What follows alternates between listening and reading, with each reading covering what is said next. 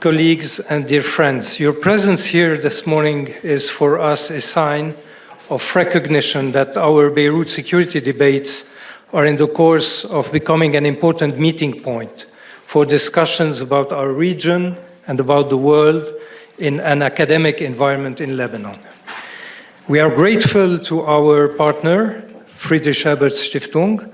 I will give the floor to Marcus Schneider in a minute for their trust and their support in this endeavor.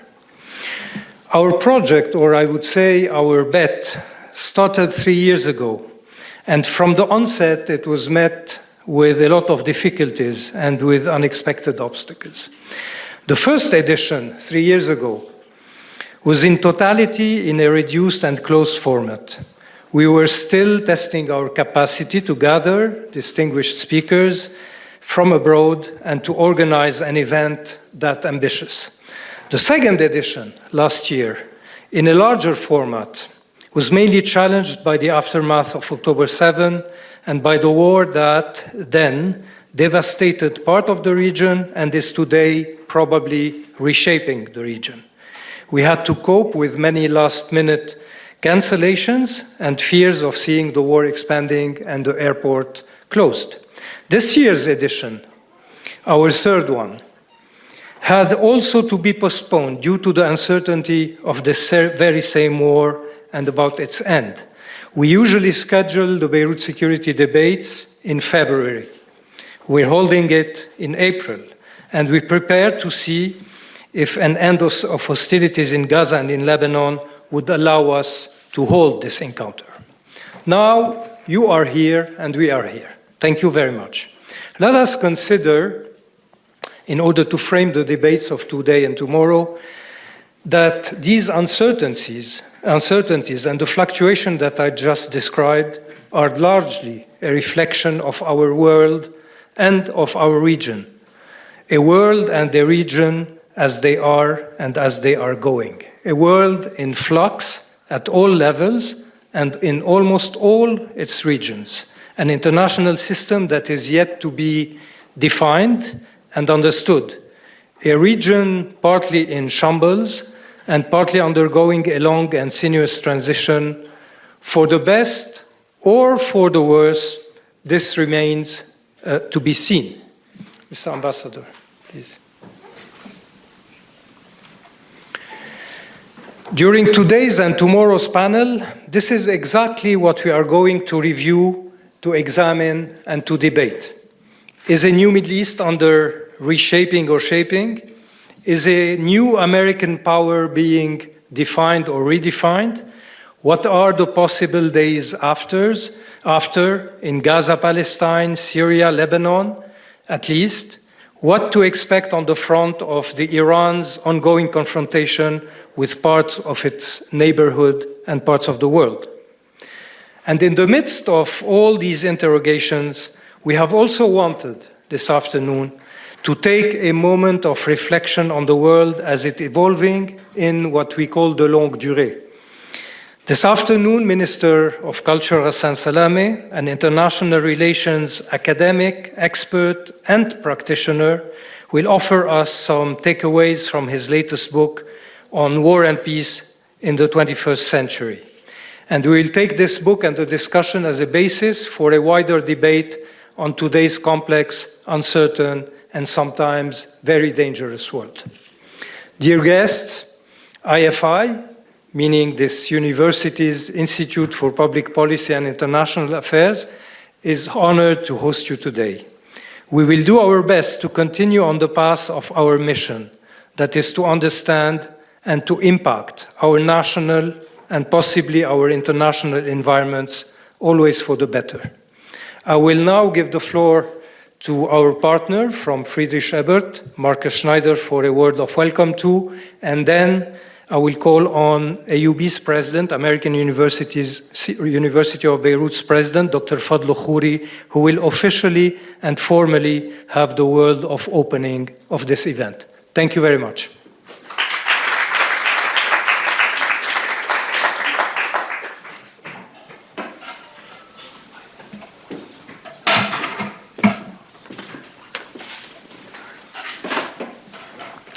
Dear President, Professor Khuri, President of the American University of Beirut, dear Joseph, members of the Diplomatic Corps, Excellencies, ladies and gentlemen, also on behalf of the Friedrich Ebert Stiftung, I want to wish you a very warm welcome this Tuesday morning here at the IFI Auditorium for, as Joseph has already said, the third edition of our common Beirut Security Debates. When we have started the more concrete planification for this event, this was actually back in December, we very optimistically and maybe also defiantly so thought of this conference as part of a broader movement and broader comeback of Lebanon after the war, meaning inviting people again to a re-emerging Beirut and putting this city and also this prestigious university back on the map after the horrors of the most recent escalation. It now happened despite our optimism back in December, I would say, that we have gotten a few last-minute cancellations, unfortunately, and with some I think we could only speculate. It didn't always give us the reasons for not coming or for basically demanding to do this in a hybrid way. But I think despite having succeeded here in Lebanon in finally electing a president after 2 years, and also now we have a prime minister, we have a government in place, those are, I think, major steps for this country, obviously, but this country and this city remain, in fact, a place under bombardments. That's what we have seen over the last few weeks and days, and that obviously not everybody is comfortable with coming to Lebanon. All the more, I want to thank those who have made the journey and join us today. I think the question is, and Joseph also alluded to that, are we already at the end of that period of enormous perturbations, tremendous turbulences that we have witnessed basically over the last 1.5 years, or are we merely in the midst of this period of turbulences? Because sometimes conventional wisdom has it that in the eye of the storm, waters tend to be very calm. That doesn't mean that the waters will stay calm. So maybe in Lebanon right now, we are witnessing a moment of calm, but is this really the future? And I believe that we should not delude ourselves, and I think this is also part of the reason, obviously, why we have invited you today and tomorrow, that the assertion is that nothing, in fact, is over, nothing is over yet, and that the period of turbulences continues. We have the situation with Iran, you all follow the news. We have the developments in our neighboring Syria. We even see turmoil now in Turkey with the demonstrations. We have the ongoing disaster, obviously, in Gaza. And I think every single of these events has the potential to further ignite a region that has never quite succeeded in extinguishing the fires. So I think in any case, we should brace for impact. And I remember a year ago, at the second edition of our Beirut Security Debates, we had the war on Gaza in the title, and that brought us together here at the same location. And it was at the time, I remember, maybe an unusual collaboration between a German institution and an Arab institution, maybe a collaboration that was unique at that very time when it was very difficult to talk about this subject together, at a time when our two societies lived almost as if in parallel universes. So that the discourses on what happened in Gaza actually could not have been more disconnected and also further apart from each other. So it was difficult to talk about this subject. And I've said at that time, ladies and gentlemen, that I perceive that it is also our role as a German political foundation, as a German organization that is present in both contexts, in both political contexts, with an office here in Lebanon, with an office in many other Middle Eastern countries. But obviously we remain a German organization headquartered in Berlin, to not just explain the German position on that war here in Lebanon and other countries, but also fulfill that role to tell our politicians, our opinion leaders, journalists, intellectuals back home how things are seen very differently in this part of the world. At least I perceived that back then as our task. The question is maybe one day or 1 year later, have we succeeded in doing so? Has the disconnect between the two countries or the two societies been overcome? And I think, to be quite frank, I want to be frank today, I can say no, it has not. We can maybe say so that we have failed, I don't know, but we have evidence now of massacre over massacre, we have evidence of war crime over war crime, atrocities happening almost daily. An entirely man-made humanitarian disaster in Gaza happening before our eyes for 1.5 years straight. But the discourse in politics, in my country, in the media, has become ever more entrenched. So I don't see that we see a rapprochement. But how to handle the events in Gaza, I think, is more than ever a question of faith. It's not a debate grounded in facts, and I think that's unfortunate. And I think it's not a question of expert. I think the expert communities are closer together, but I think the societies are further apart. Why is Gaza so central? I believe it's not only central because it was the event that 1.5 years ago unleashed all these far-reaching turbulences engulfing the region and obviously also hitting Lebanon.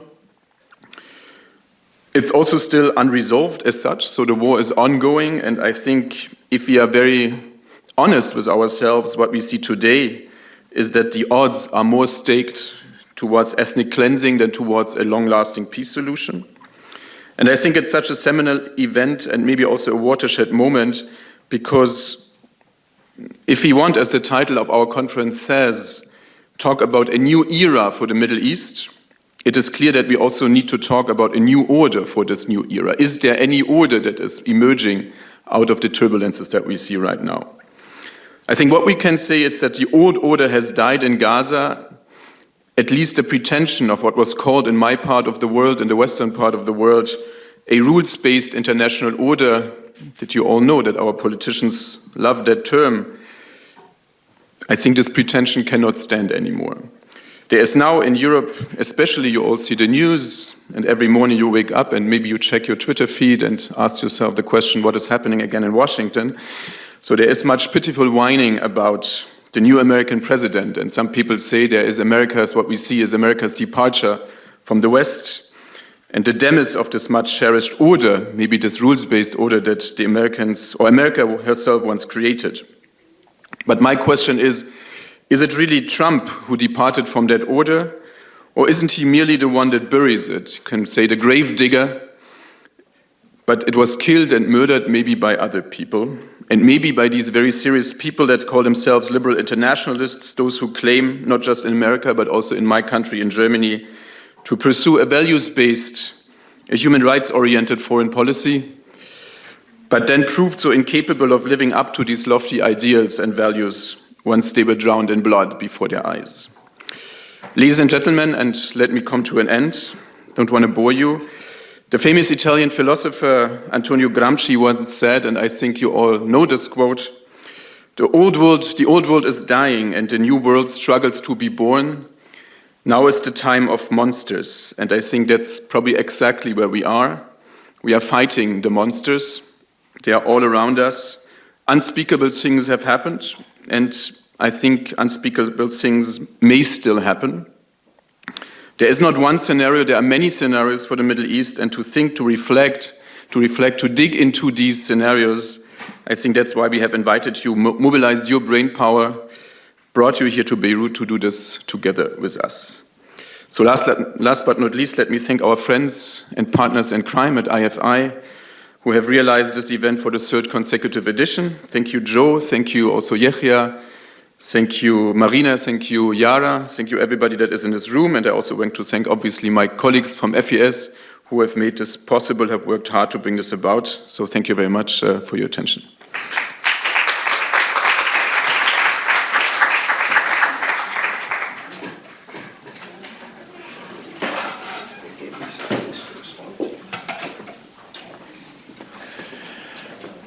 Good morning, Excellencies, friends, ladies and gentlemen. Something to think about from both what Joe and what Marcus said. Frankly, it's an unusual time, to put it mildly. Some places sit close to the fault lines of history, where every shift is felt as a tremor or a spark. Beirut is one of those places. The city has long stood at the heart of our region's struggles, not just as a witness to history, but as one of its authors. And this is something that I think people forget. You know, the people of this country and the city do have agency. All too often, we find ourselves supporting actors in our own play. But even as conflict has invaded its streets and uncertainty touched nearly every aspect of life here, the city never stops thinking, questioning, and speaking up. And speaking up frankly. I spent one of my longer sojourns in the US in recent years, almost 5 weeks, and I was struck by a simple fact that arguably you can speak your mind more freely and with more privacy and purpose in Beirut today than you can in New York, Washington, London, or many of Europe's capitals, including Berlin, Marcus. Here, ideas and visions don't simply gather, they're tested. And within that tension, so central to Beirut's reality, something essential continues to endure. It's the ongoing balance between fragility and strength, between despair and defiance that makes Beirut, and particularly this university, a necessary space for such serious dialogue. I would argue we don't have enough of this serious dialogue here. So welcome to the American University of Beirut officially, and to the 3rd edition of the Beirut Security Debates. The conference unfolds at a time when, even as the sound of arms has mostly gone quiet, the threat of violence remains close. We're navigating a period shaped by contradiction, ceasefires without peace, negotiations without trust, diplomacy without clarity. In fact, in Washington, I was a little bit surprised in discussions with the administration and Congress to be told, "You speak so frankly." I'm surprised that they didn't know that I've always spoken frankly. So these conditions that we see, they're not new conditions, but they may be converging in a new and a novel way. That's why the question posed by this year's theme, a new era, is not in any way rhetorical. It's a genuine inquiry, one that challenges us to ask, are we witnessing the beginning of transformation or merely another turn in a long and familiar cycle?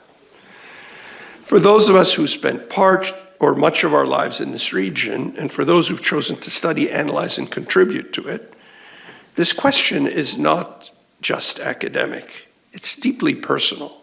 It speaks to the kind of future we dare to imagine and the kinds of choices we dare to believe are possible.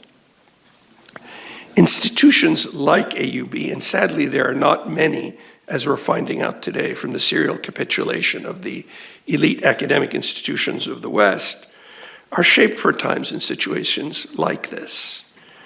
Our responsibility is to hold that door open for inquiry, for disagreement, for honest dialogue.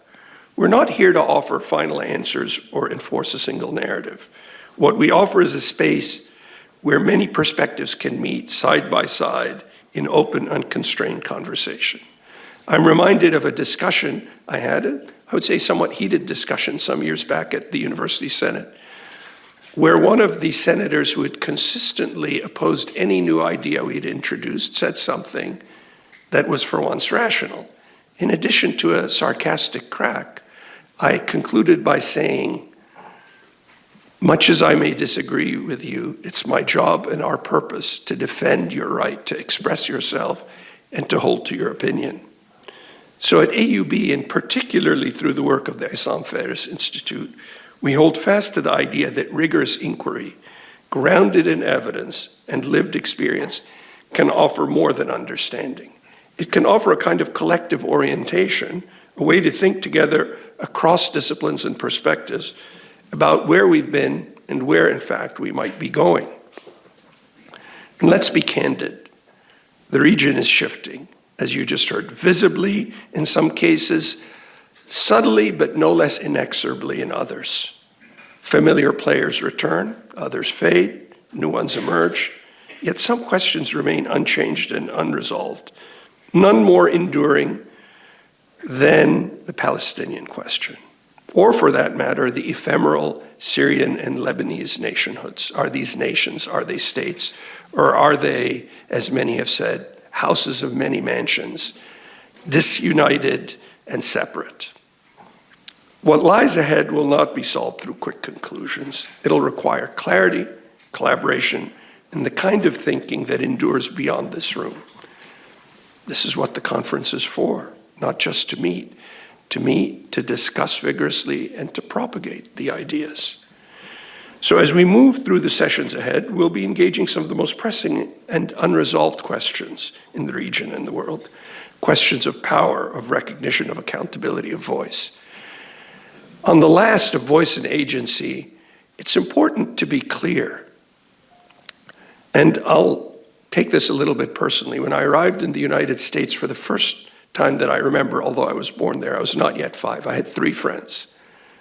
One an American Jew, one African American, and one Irish American.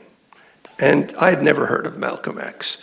But before I was 7, I knew of his famous saying, taught to me by my friend Jesse, when he said that we did not land on Plymouth Rock. Plymouth Rock landed on us. We did not land on the West. The West landed on us. And this is a challenge, a self-inflicted challenge, where we failed to have enough agency here. This should no longer be the case because the path is even narrower today. So together, you will examine how US policy in the MENA region is evolving, how countries like Lebanon and Syria can navigate internal and external pressures, and how the Palestinian cause can continue to shape the region's conscience and direction, much as many would like to forget it. At the center of these discussions is the concept of security. What do we mean when we speak of security today? Too often, the word brings to mind weapons, borders, and military alliances. Weapons, borders, and military alliances.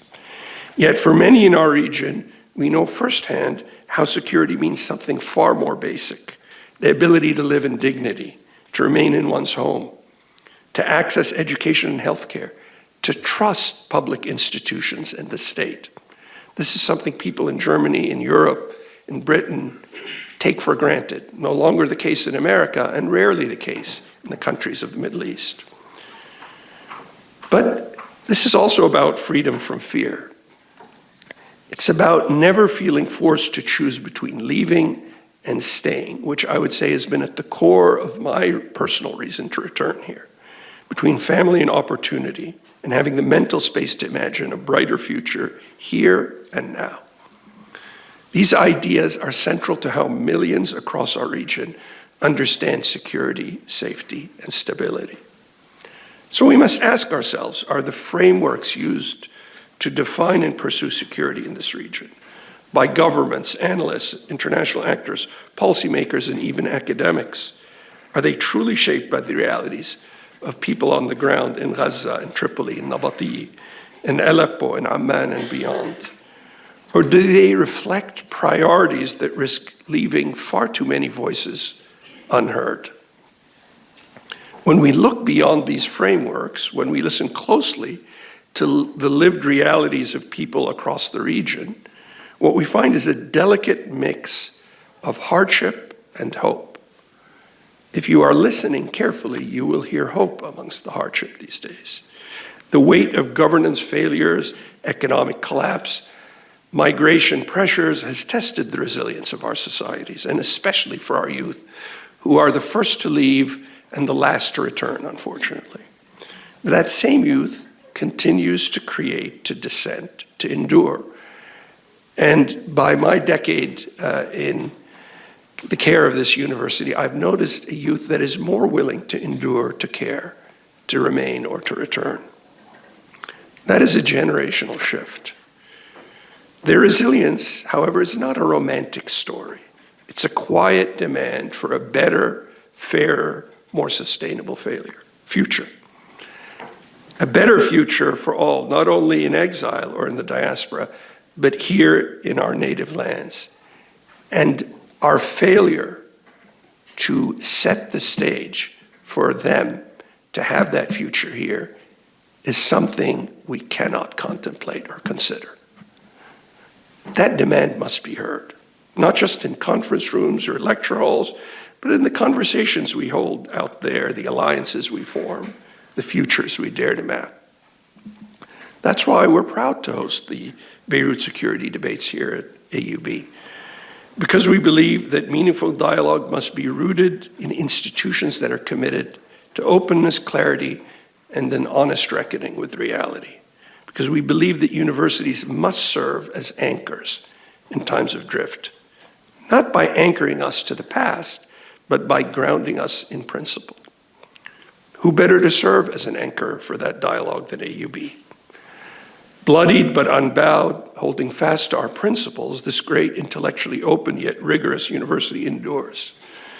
In fact, it may be precisely at times such as these, where leadership is rare and appeasement seems so attractive to so many others in the greatest and most august fonts of power and creativity in academia, that AUB and its community so frequently carry out our very finest work.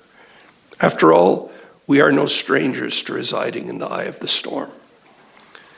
I'd like to take a moment now to express my gratitude to those who made this event possible, to Director Joseph Bahout and the wonderful team at AUB's Issam Fares Institute for Public Policy and International Affairs, who've stewarded this dialogue with vision and clarity.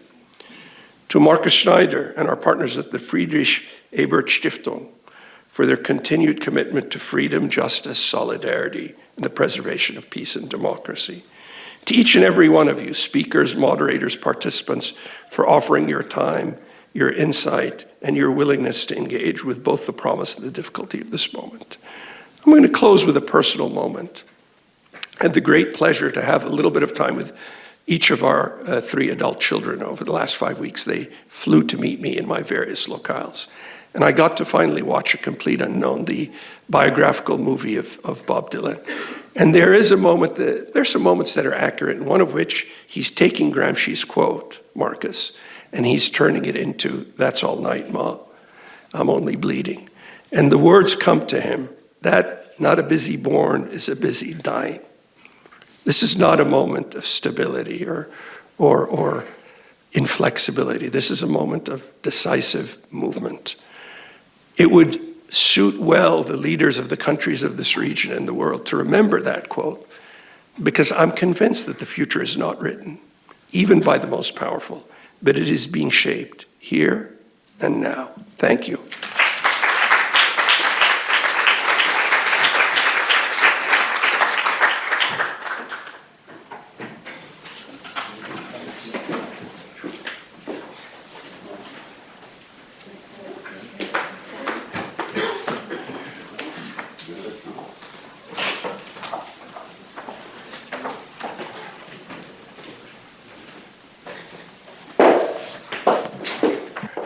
Test.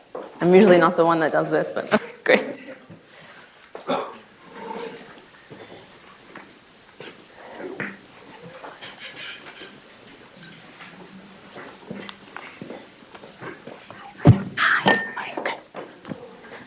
Okay, good morning, everyone.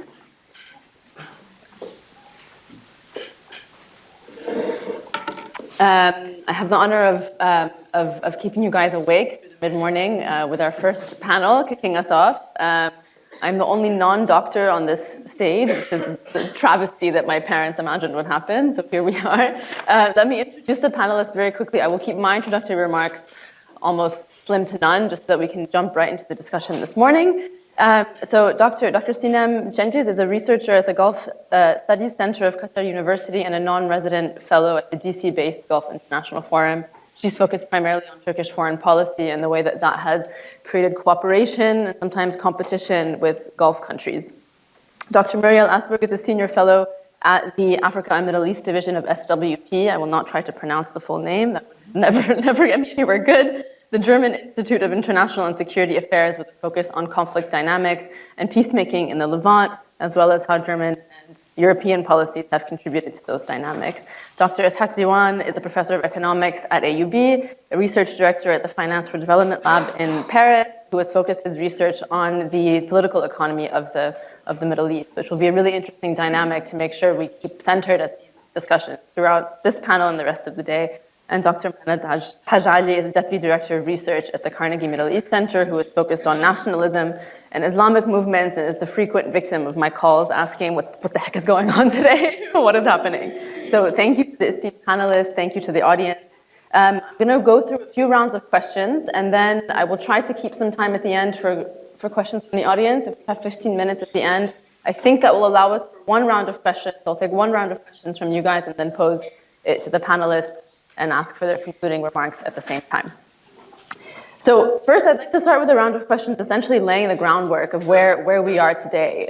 Obviously, the last 6 months have been an absolutely extraordinary time for for the region in so many devastating ways. They've absolutely shaped dynamics in individual countries, but also the regional politics at play. So I'm going to pose my first question to Dr. Mohanad. One of the most dramatic changes that we've seen over the last year in Gaza, in Lebanon, and other parts of the region has been essentially the hatchet that's been taken to Iran's regional network. So Hezbollah, Hamas, obviously, Assad, the Houthis, and even last night, my colleague at Reuters reported that Iran-aligned groups in Iraq are willing to lay down their arms to avoid U.S. targeting campaigns. So how has that dismantling influenced the state of play in the region when we start thinking about what's going to come in the year ahead? Thank you, Maya, for the kind introduction. Thank you for inviting me to this important conference. This is my second time, and it's a real pleasure being here. As you said, the hatchet has been brought, and as what we saw in the past year and a half are basically a series of military successes that are yet to be translated by Israel and the United States and their allies into strategic, long-term political successes. So what kind of long-term reality would Israel like to see in Lebanon, for instance, would like to see in Syria, would like to see across the region? We haven't seen much that suggests that there's this long-term strategy and implementation of it. What we are seeing is basically military procedures, military actions, and a military strategy which creates buffer zones in Lebanon and Syria, and also an open-ended long arm of Israel that can strike anywhere in these countries with no repercussions from Iran or no interaction, again, with Iran following these military successes.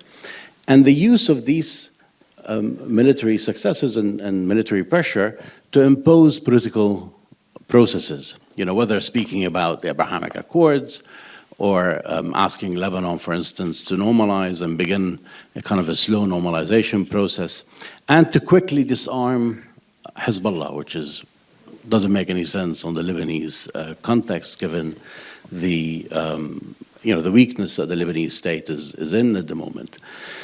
So there's no long-term political strategy, but at the same time, Israel is not the only actor in this region. There are other actors who stepped in. You have Turkey in Syria, for instance, is playing a leading role. We're seeing some tensions growing between Turkey and Israel.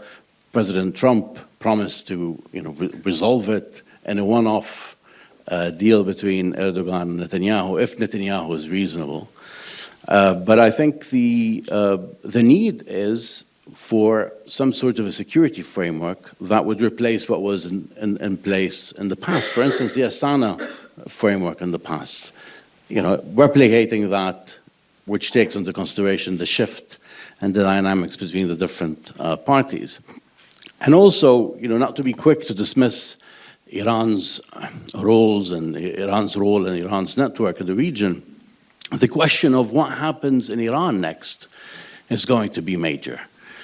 Is the Iranian regime going to crumble in the next few months, given the economic realities that are emerging in Iran, the inflation, which has soared 70% in the past year, the economic conditions, the military pressure on Iran, how will that unfold? I think that will impact also the long-term trajectories in other places, in Lebanon and Syria, etc.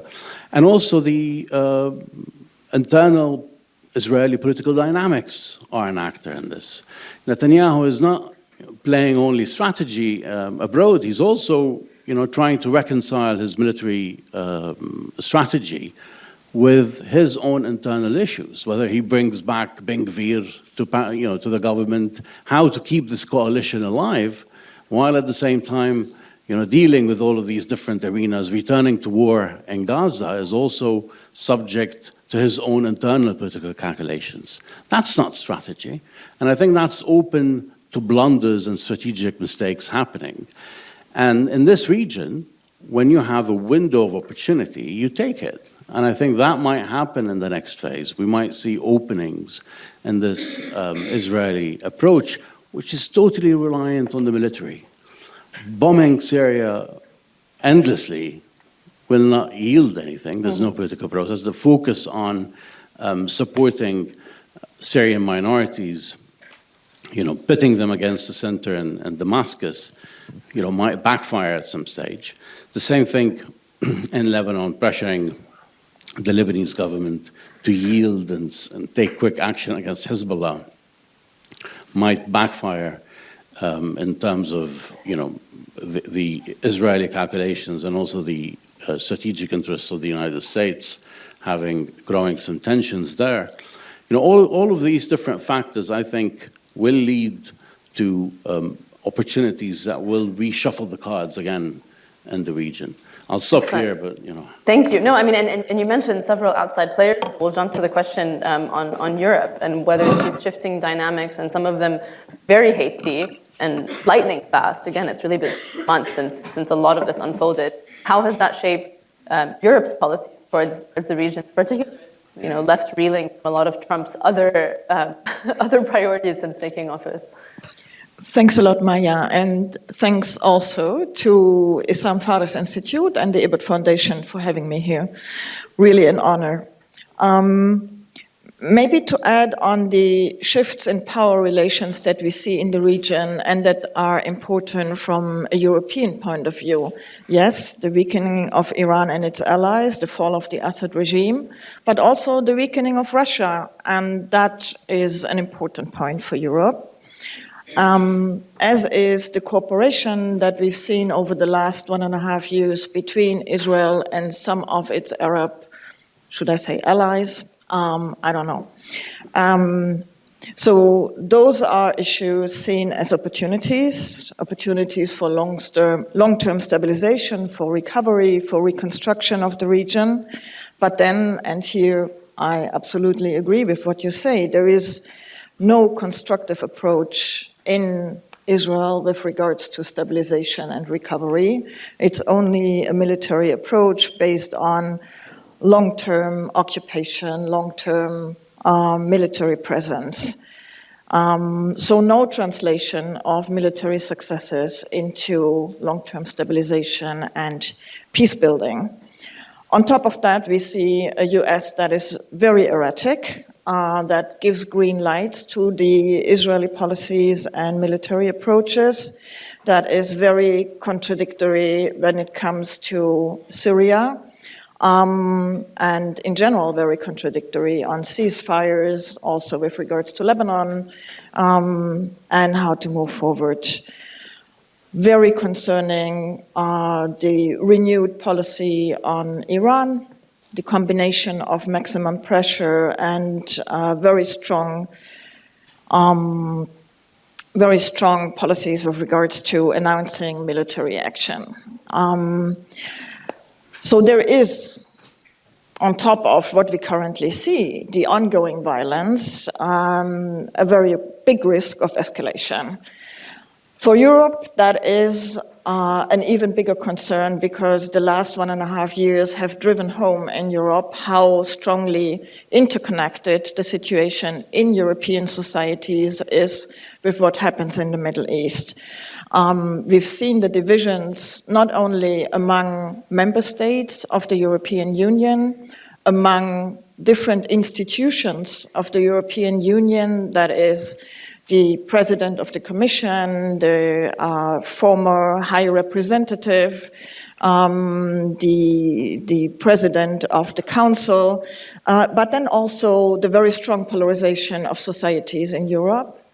The impact the conflict has had, in particular, on universities, on academic freedom, and a rise of racism and Islamophobia in Europe.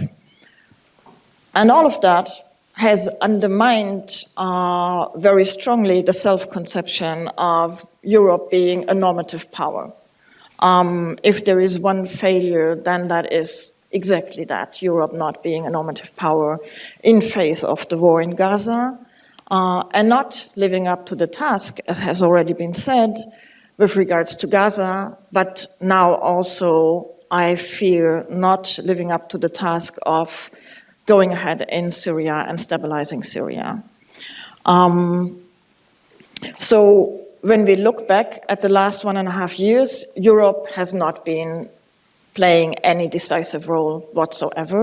Of course, we've seen member states' engagement, in particular France, in particular Germany, maybe less positive with regards, not maybe, very clearly, not positive with regards to Gaza, more positive with regards to Syria, I would say, the attempt of slashing sanctions. But this effort has been hampered a lot by the divisions within Europe, by the focus on Ukraine, Russia, the war that is taking place in Europe, but also, of course, with the US not imposing, but maintaining and stressing the hegemonic role that it still plays in the Middle East, and Europe being very timid in challenging that. Thank you. A very grim but realistic picture, and I appreciate the candor. Dr. Sinem, your focus has been on regional powers, and we have seen very notable moments over the past 1.5 years, in particular for Saudi Arabia, for Qatar, for Turkey. How have they already sought to position themselves over the last year as regional power brokers? And what does that tell us about their long-term strategic aims for the region? Thank you, Maya, for the question. And thank you for inviting me once again for the Beirut Security Debates. Last year, we were here to talk about Gaza and the implications of the war. And since then, several developments have taken place at the regional and international level. Assad regime has collapsed, Trump has been re-elected, Israel has intensified its attacks, and the Ukrainian-Russian talks have taken another stage. So within this context, we see that the regional powers are closing their ranks within the newly emerging order. This is because I see it because the regional international environment currently is restrictive for them to pursue unilateral policies as seen in the past. Because usually the competition among the regional powers happen when the regional international environment is permissive, that the conditions allow them to do assertive policies, and this was seen in the past. However, the current political realities push them to adopt real politics over the ideal politics. That is, they are aware that they cannot achieve their national security interests without a coordinated approach that is based on diplomatic flexibility, pragmatism, and multipolarity. Over the past year, we see that Turkey and the Gulf countries are emerging as a key mediators in regional crises, especially in Syria, Ukraine, and Gaza. We see that they are looking for a more cooperative, a more Turkish Gulf cooperation, but also a close inter-GCC cooperation.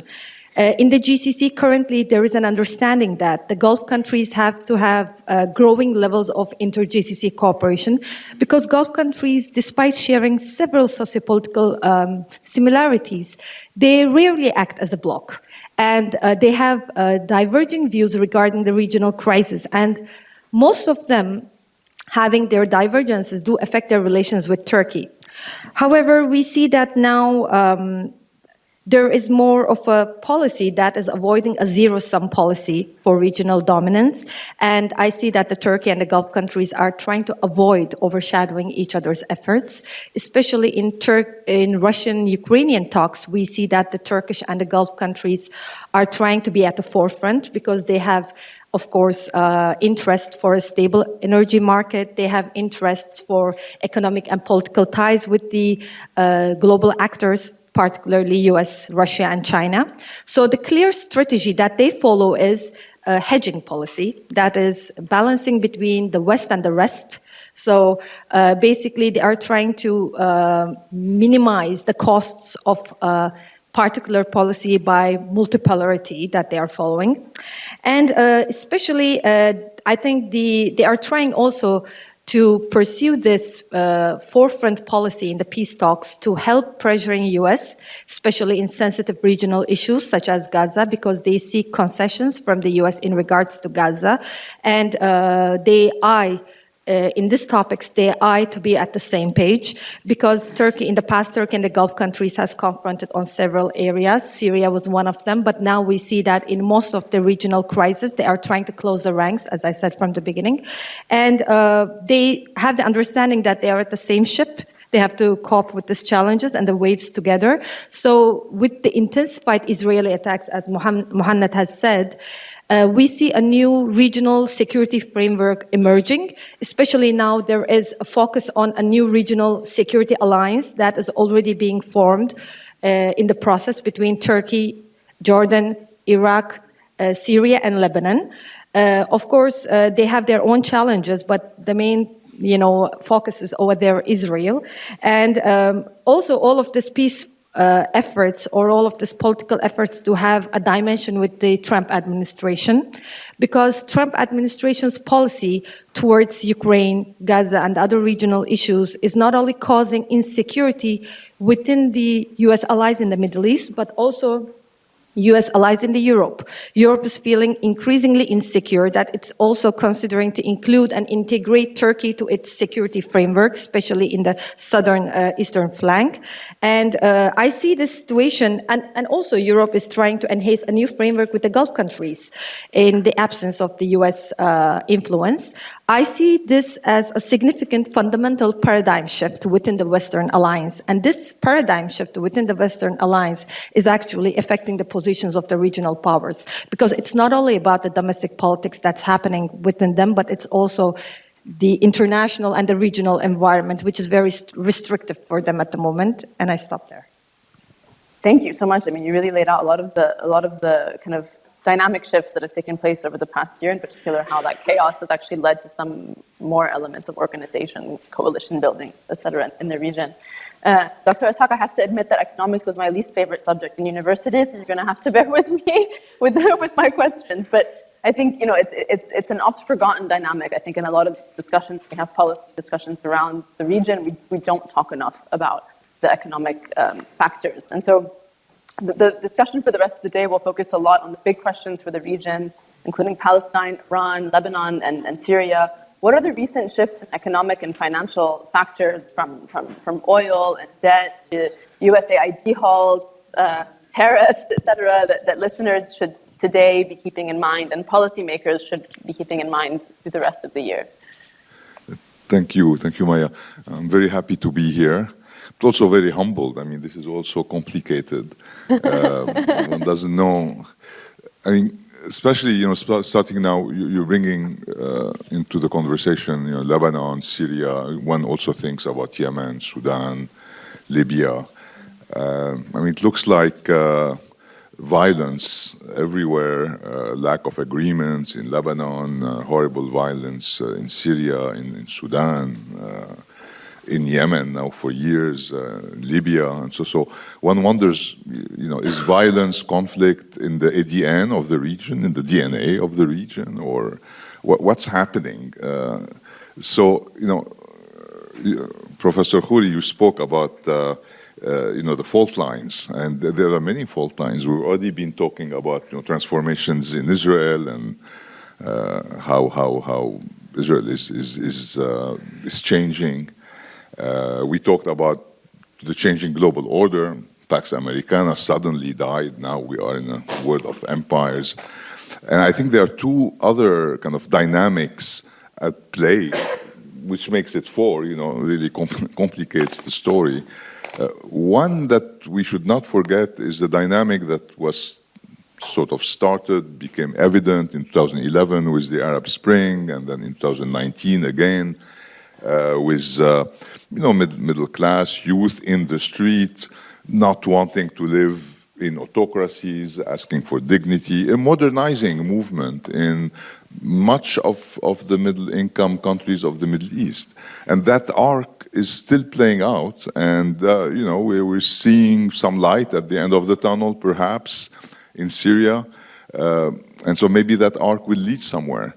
Now, this arc of change has hit, a lot of what we've seen is that it hit a rising GCC, rising UAE, Qatar, Saudi Arabia, with young leaders, and a regional order that had not stabilized, that was still in conflict with Iran in particular, and also among themselves. And so a lot of the civil wars that we saw are actually proxy wars between these powers. In Syria, we had Iran and the GCC. In Lebanon, we also had Iran and other forces. In Libya, we have the UAE and Turkey. In Yemen, we have again Iran and the UAE and Saudi Arabia at some point. Now in Sudan, we see the UAE and Egyptian interests clashing. And so that regional order that has not established itself yet, hopefully, as you're saying, Sinem, maybe because now of the global forces, it is coming together. But clashing with that movement and reacting to the demand for democracy, reacting to the rise of Islamic, political Islam in some places, has generated proxy wars all over the region. And so, it gave rise to a different region. In the past 10 years, we saw the Gulf emerging, and the historical capital of the regions moving into the periphery, and a poverty belt with millions of displaced, internally displaced, refugees, even at the further periphery. And so, these are additional dimensions to add to our dialogue. Where is that going? Is the arc of change in the middle-income countries going to converge? If we see more stability in the regional kind of balance of security, how would that accommodate itself with the demands for liberty, for voice that we've seen in the other regions? It doesn't take too long. I guess the question is how long will it take for that to stabilize, so that the middle class and et cetera, as we saw in Lebanon, it doesn't end up leaving the country behind. Thank you so much, Dr. Ishac. I'm going to move into the second round of questions, which is about the evolving roles in the region. So I'll go back to Mohanad. What are the biggest threats to regional security in the Middle East today? And could these threats shift the political and economic trajectory for certain? What are the risk factors essentially there for that regional security breakdown?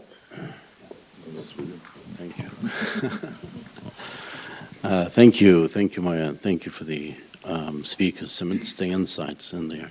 But I'll start from where Ishac stopped, and I think it is the most challenging security issue, which is the decreasing oil prices and the impact on. When the Arab Spring happened, we were speaking about the social contract that ended. Yeah. And I think what we've seen in the past decade are big promises, 2030 vision, and also Sisi's reconstruction boom, which ended up in failure, but needed that petrodollar to sustain itself.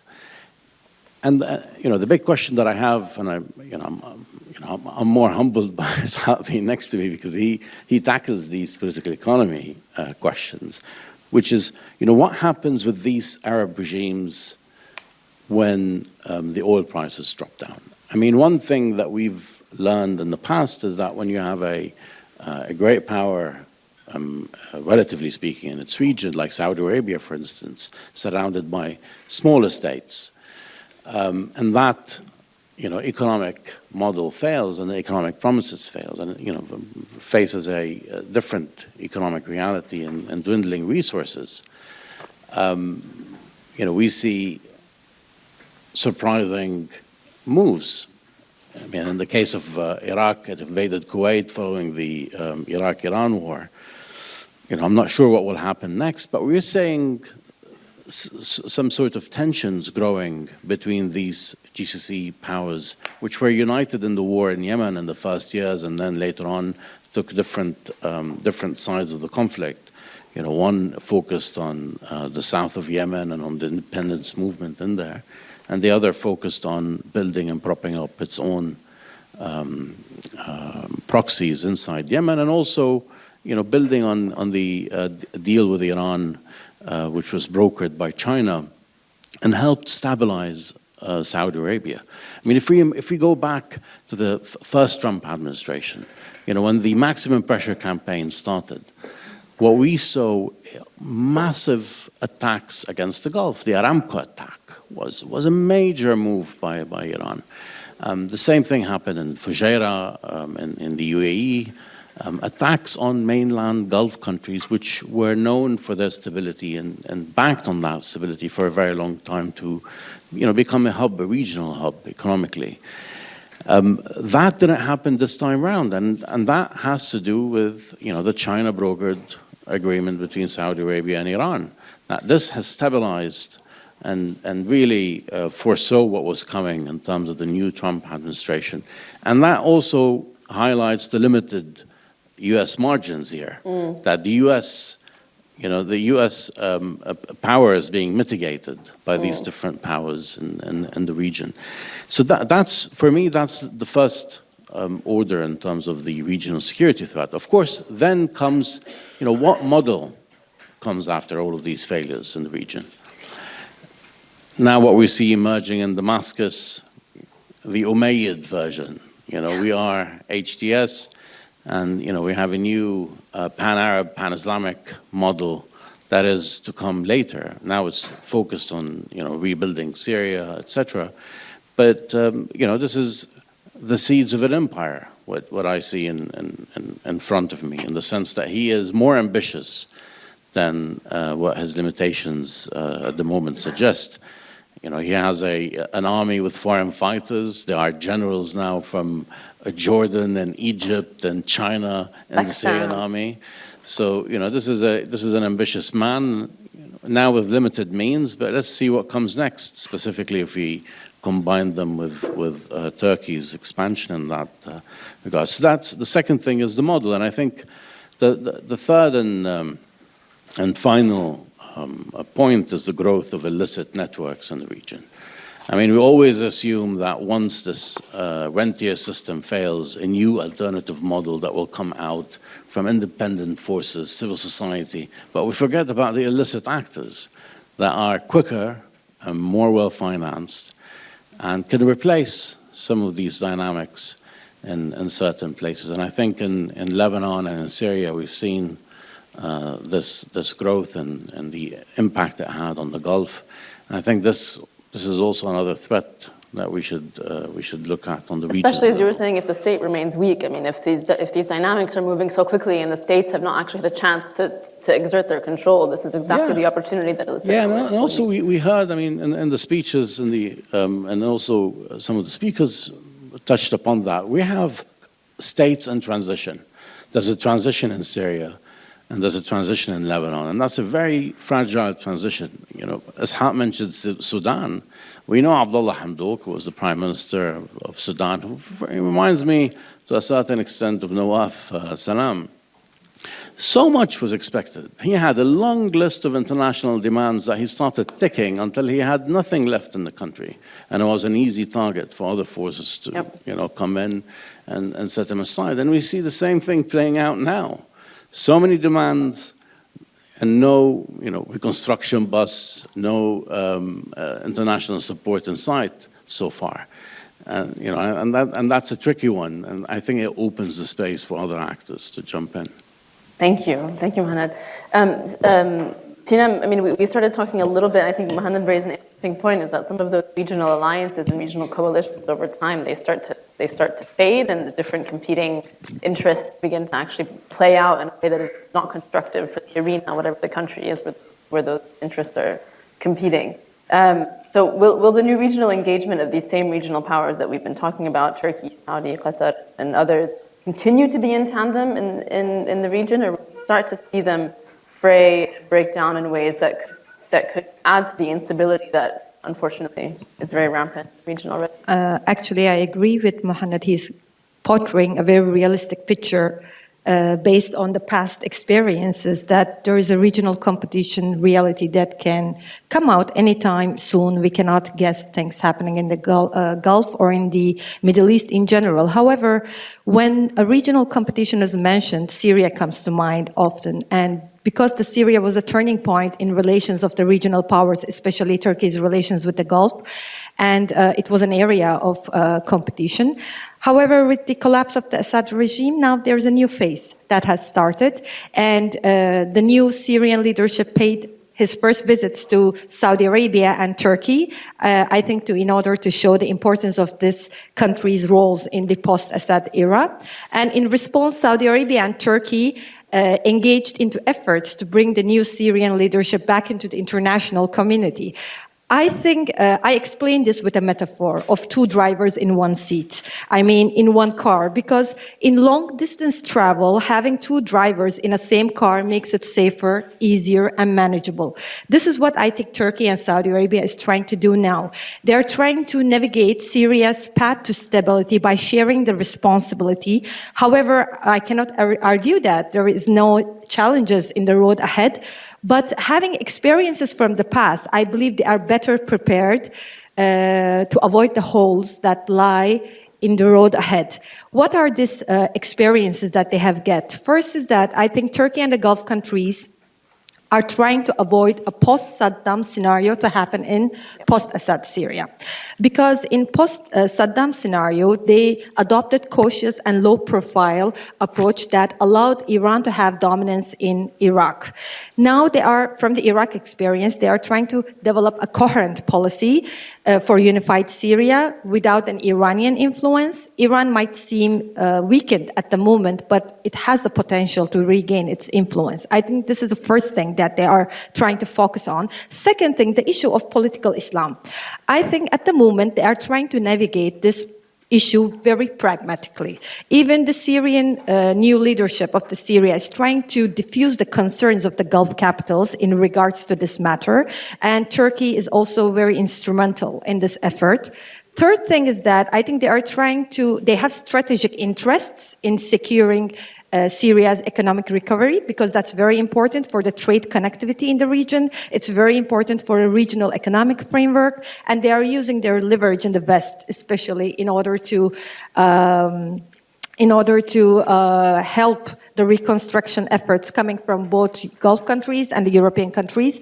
So they are at the same page against the Western sanctions. And fourth thing is that they share also a common stance regarding Iraq. I think their cooperation, if it works out in Syria, it's going to extend to Iraq as well. Iraq is trying to emerge as a country and is trying to change its image from being a victim of foreign intervention country to a country that could be a platform for cooperation. It's important to remember Iraq's role in Iranian-Saudi talks, although it's brokered by China, but it was first initially started in Iraq. And the last thing is that it's not about the regional files. There are other bounds that bring the Turkey and the Gulf countries and regional powers in general. There is the economic, defense, and political ties, especially in the last few years. Turkey has signing a lot of defense agreements with the Gulf countries. Defense agreements that wasn't signed in the Arab Spring era was actually one of the, I think, the lessons that they got, because this kind of agreements, they push for more cooperation.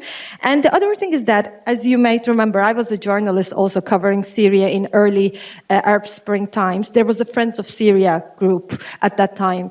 Now I reframe it and I say partners for New Syria, because partners are always more reliable than friends. So these partners of Syria are trying to, I think, focus on three main areas. That is reconstruction, reconciliation, and rule of law, the three R's that I see.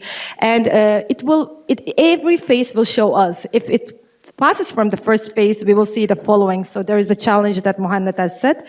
So according to me, at the moment, looking at the regional international environment, I see a regional competition unlikely to emerge, because there is several threats are posed to these countries, and they have their own domestic visions at the moment and domestic issues.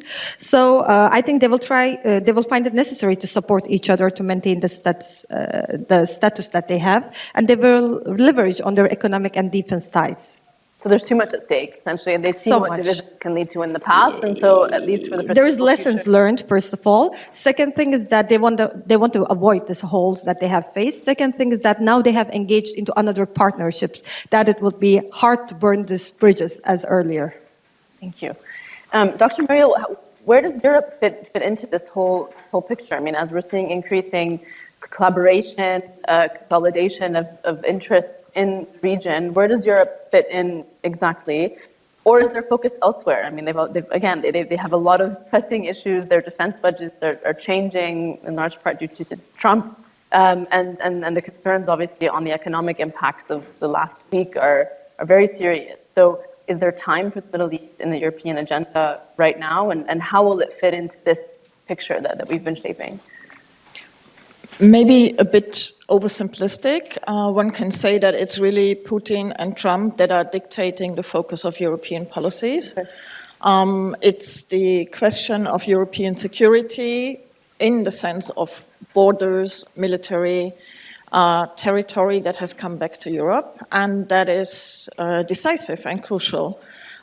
It's also the potential trade war that Trump is imposing on Europe, at least from a European perspective. So those are the issues that are very, very clearly at the forefront of European minds and policymakers.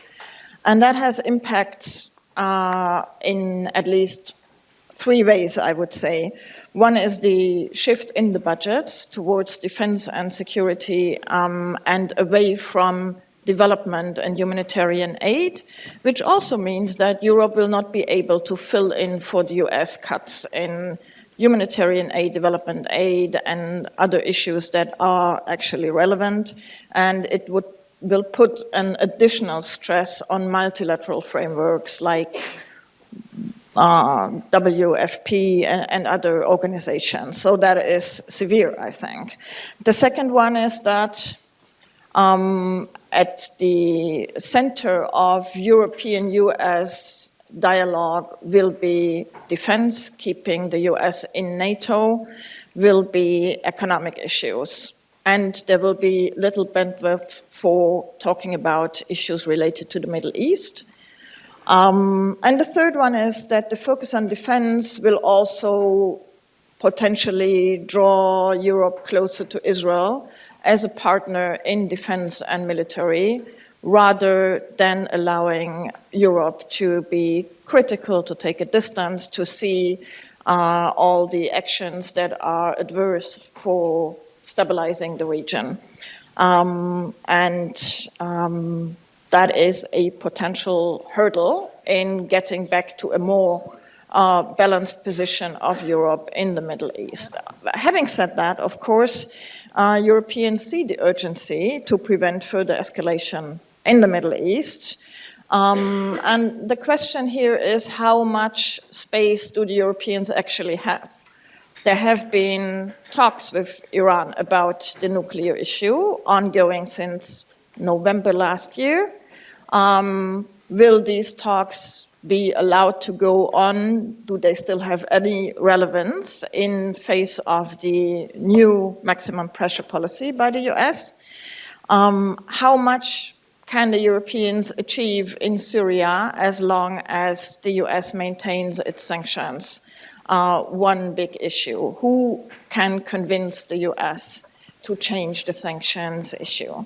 So the Europeans are going forward with sanctions relief, but that doesn't really do the trick for recovery and reconstruction. And then the question also is,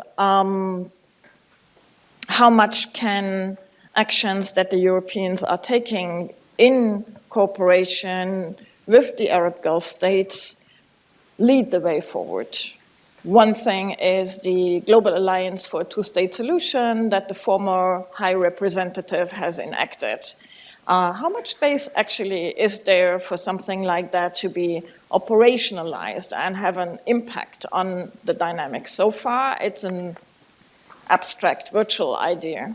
France is going to go ahead and have a conference in the summer together with the Saudis to make that more operational. The question is, will then come any concrete policies out of that? I'm a bit skeptical. The same with, some European member states have endorsed the Arab Plan for Reconstruction of Gaza. And they have done so to fend off Trump's vision of the Riviera and the ethnic cleansing. But they haven't put money into that, and they haven't put any concrete policies to make that come true. So there is lots of issues, actually, where Europeans can have a role, could have a role. The question is, do others allow them the space to have that, and do they themselves have the courage to move forward? And the budget. I mean, that's the budget, the courage, the bandwidth. And here I see, I wonder how you see that, Sinem. I see a hesitancy on both sides, the Gulf states and the Europeans, to move forward together and be confrontative, in a sense, towards the United States. And if they don't do that, I don't see any progress. We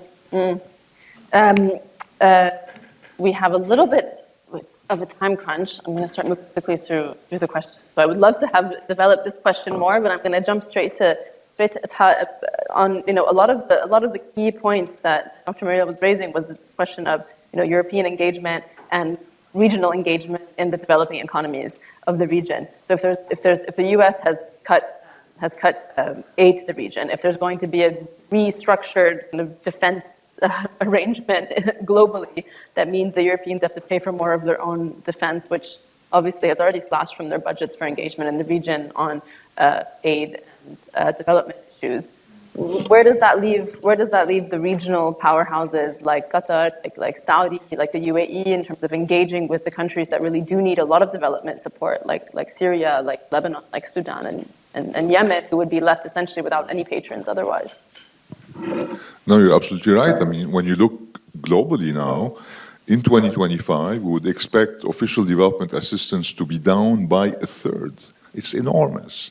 $100 billion less than before. So, I mean, Africa, Sub-Saharan Africa, poor countries, poor people around the world, humanitarian assistance, food aid, all this is being just chopped to pieces. Yes, aid has stopped. Yes, but German aid is down. UK aid is down. So in the next budget, French aid is down. So everything is down.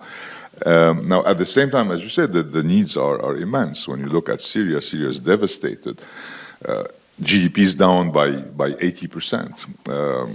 Social services are literally inexistent. More than half of the population is displaced. Secondary enrollment is down from 60 to 20%. It's a devastated country. The needs for rebuilding are enormous. Lebanon is not as bad in terms of shape, but it's also in terrible shape. The GDP is down by 40 or 50%. The size of the state used to be just a few years ago $12 billion. It's $3 billion now. Salaries are, teachers don't show up to work because salaries are so low. So the needs are immense. Now, it's clear from what you say that official aid is not going to come to save these places. It's going to be much more scarce than before. Everybody's looking at the Gulf. Now, Saudi Arabia is very busy with its own diversification drive. Oil prices are coming down. There's a big budget deficit in Saudi Arabia. They will probably borrow something like $100 billion on the Eurobond market this year. Gaza requires a huge sum of money. So we cannot expect rivers of money in Syria or in Lebanon. In Lebanon, we're starting to plan a donors conference in July. How much can we expect? We're going to ask 10 billion. We'll be lucky to get 2 billion. We'll get big numbers, but these are, make-up numbers. They're old stuff that will be put on the table with lots of conditions. We won't see much money coming to the table. Now, how bad is this? After all, that's one part of the equation. As you said, the other part is internal. This is hardware. We need the software. We haven't had the software for very long. We need an internal conversation, right, about how to fix Syria, how to fix Lebanon, how different parties come together. This conversation has not happened yet. Now, maybe it will happen better. As Sinem is saying now, we have drivers, maybe they're not driving as fast, the cars are not as luxurious, but they may be driving in the same direction.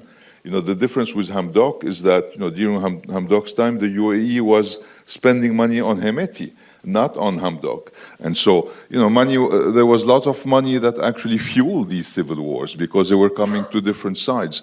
Less money going in the same side because, Russia is not financing forces in Syria and Iran is under sanctions and very poor.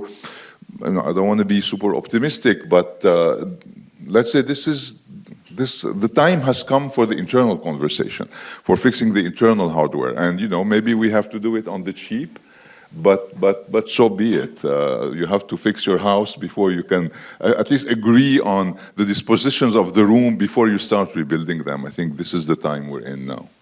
And the U.S. role is obviously a big one. I think when you compare between Lebanon and Syria, at the very least in Lebanon, the U.S. and the Gulf seem to be on the same page in terms of reforms as a precondition for reconstruction help. On Syria, very divided. So on Syria, you have the sanctions that continue, U.S. sanctions that continue to be the main barrier to any kind of Gulf support. So even then, even if you have the Gulf on the same page, which is a great initial place to start, you still have a lot of places where it's in contradiction. No, you're absolutely right. The best of circumstances, the law could be changed in 2027, the Caesar law on Syria. So this is there, yeah.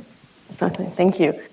So challenges and opportunities ahead. I'm gonna try to keep your responses short without cutting you off too abruptly, just so that we can have some extra time for questions from the audience. Sinem, I'll actually start with you. So obviously we're seeing Turkey, Qatar, and Saudi coming up against serious challenges in the region. This is kind of a follow-up question to your comments earlier. Again, in the space where they do end up finding ways to work together, it's great. But we have seen, for example, Israel take a very strong and direct kind of approach to Turkey's increasing entrenchment in Syria, so striking bases where Turkish military delegations had been visiting just days earlier to try to set up some bases there. So what are the challenges that regional players will face, not just in terms of their own competing interests that they might resolve on their own, but other kind of external challenges that they will face as they seek to step into these roles? Israeli attacks, I think, since post-October 7 context has changed the regional balance of power. Israel is demonstrating a highly interventionist approach, and since Assad regime has collapsed, it has intensified its airstrikes, ground incursions, in order to cripple Syria militarily. Israel is trying to create a failed Syria, which ultimately will destabilize Turkey and its Syria's other neighbors. There's an understanding in Ankara that Israel does not want to see a unified, stable, and a strong Syria. But I don't think Turkey is interested to confront Israel over Syria. Especially, I agree with Mohanad that if Netanyahu is reasonable, this is not going to happen, and there is no any interest in Ankara in regards to confront Israel, but rather Ankara is looking for a regional framework against Israeli expansion and attacks. That's why now Syria's new leadership is planning to visit Turkey and UAE this week. Most likely, Israel is the agenda. And there is understanding in Syria's neighbors that they should have a cooperative security framework, particularly because it's unpredictable with the U.S. policies. We don't know how U.S. is going to convince Israel over its expansion. When we look at, and there is, Turkey is working on a joint defense pact with Syria, which is not signed, but it's on the table, that Turkey wants to use the air bases in Aleppo and Homs and wants to train Syria's new army.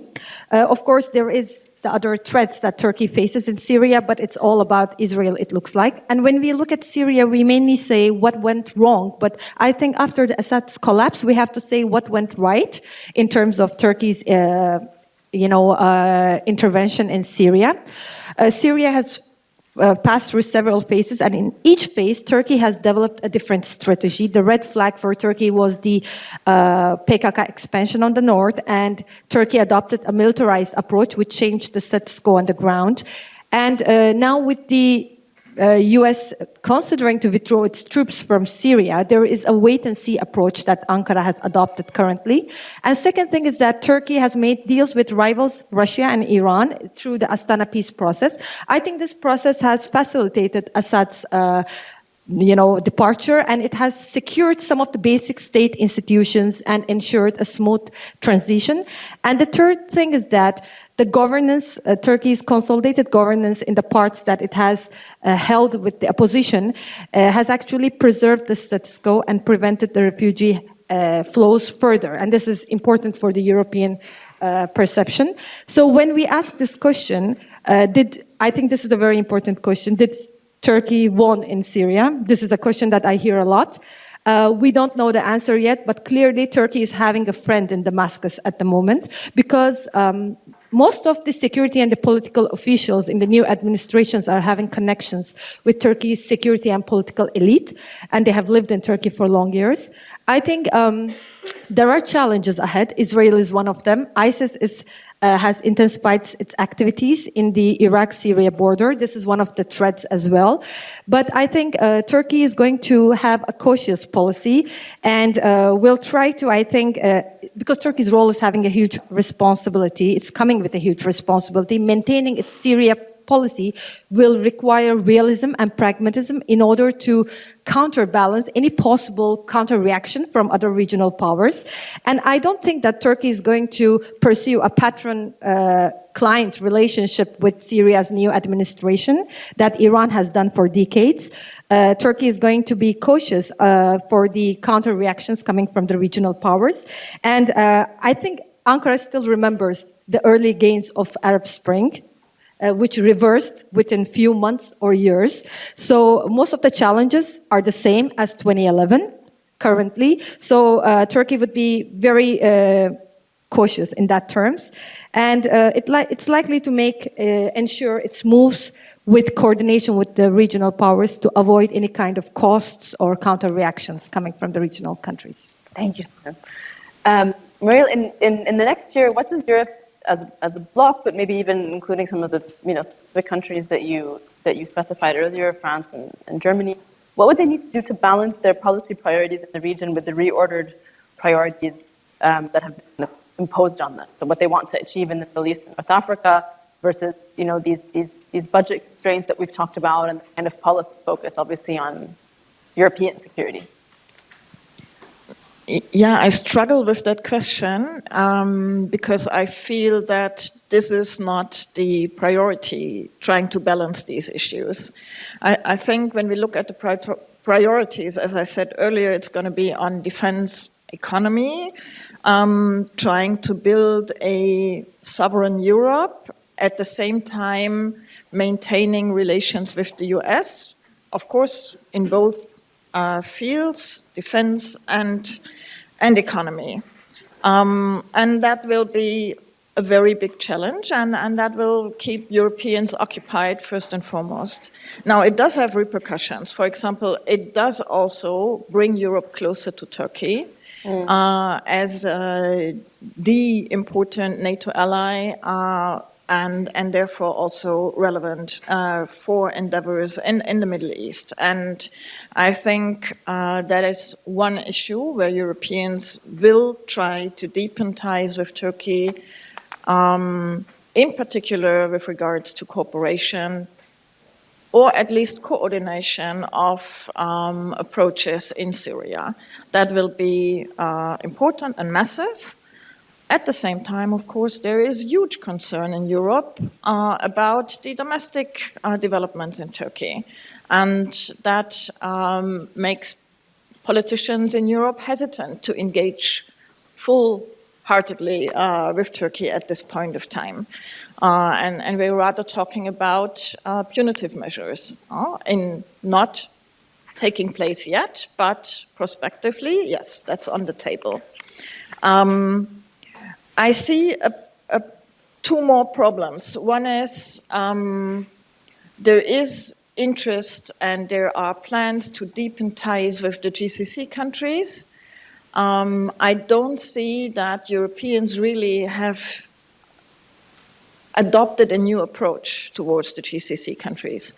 Still and primarily, they see them as economic partners, as partners for energy supply for Europe, as partners for defense cooperation, but haven't come really to a situation where they see them as full political partners, strategic partners for their policies in the region. And I don't see them moving forward in, for example, using the Saudis trying to influence US policies towards the region. So seeing who is best positioned actually in trying, or at least attempting to influence US policies.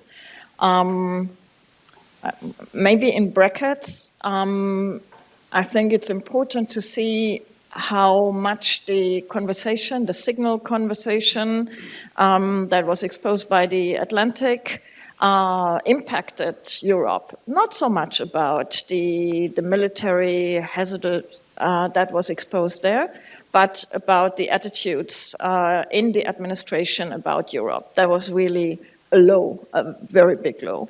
Last point I think is important with regards to Europe is that the essence of Europe is being hollowed out not only about the relations with Israel, the war in Gaza, it's also being hollowed out by the ascendancy of right-wing forces that have their explicit agenda in making Europe and making the EU fail. And that will be also a major focus of those who don't want Europe to fail, trying to work against that, and will keep them very busy. Thank you. Checking how much time I can run over. Is that okay? 11:20. Okay, so we have very quick remarks, if we can, by both of you. Mohanad, I'll start with you. If we can do rapid-fire responses, what challenges does the U.S.'s evolving Middle East policy pose to the region? I know there's a whole panel on this later, so we'll just kind of use the broad brushstrokes for now.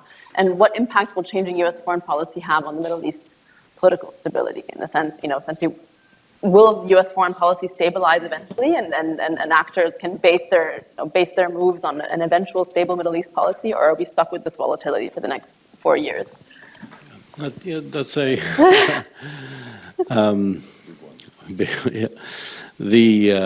what we've seen so far are one-off approaches. Like for instance, Tunisia now has been slapped with sanctions that will impact the olive oil sale to the United States, which has been growing recently, right? And what we're hearing from the other side is that there has been approaches to make part of the deal to make Tunisia normalize with Israel, relations with Israel. I mean, how is that for a policy? This is a one-off approach, expand the Abrahamic Accords. It's a continuation of the first Trump era. And I think now there's a big push in illogical ways that I don't think are going to be fruitful in that regards. Saudi Arabia has made it clear that it requires probably some fig leaf for the Palestinians when it comes to signing the Abrahamic Accords. I'm sure Trump will try to push that forward again. He's interested in getting the Nobel Peace Prize. So I think he wants to score some on the expanding the Abrahamic Accords. And when it comes to the ongoing US investments in places like Lebanon, for instance, the LAF, it's a small amount compared relatively to what the US pays in Israel and even in places like Egypt and Jordan. It wants to offload some of that money to Saudi Arabia, and it's looking for ways to do that. And if it doesn't happen, we're going to see some cuts coming up. I mean, that's a massive US engagement across the years. Since 2005, with the LAF, supporting it, growing the institution in order to contain Hezbollah in the next phase. What kind of strategic vision does that does? I don't think there's plenty in there, and I think these are places where the EU can step in and play a bigger role in keeping the policy going. So I think In terms of the US approach, we see on one hand this, these one-offs that don't really add up to make a policy on the Abrahamic Accords, but on the other hand, trying to subcontract some of the existing initiatives, like the LAF, for instance, to other actors. But there's also something else emerging, a willingness to deal with actors directly. Now with Iran, we've seen also the meeting that happened with Hamas, direct interaction between the administration and Hamas. That was a first. And I think that if we see that in a longer trajectory, looking at the next 3 years and how that plays out, I do see space for tensions with Israel that could force Israel's hand in certain directions for the region's stability, if taken in the right direction. I think also the limitation that the Trump administration will face this time around in terms of dealing with actors like Saudi Arabia and UAE with already established relations and mediation efforts, that might take things in a different direction. At least that's the hope, since, Asha has been accusing me of being so dark. Well, he's gonna accuse me now of something because I've been asked to go straight to questions. It's not because I don't like econ, I promise, but I'm gonna add my question in with the audience if that works. If I can get a show of hands of who has questions from the audience, we can start to move quickly. We have 10 minutes.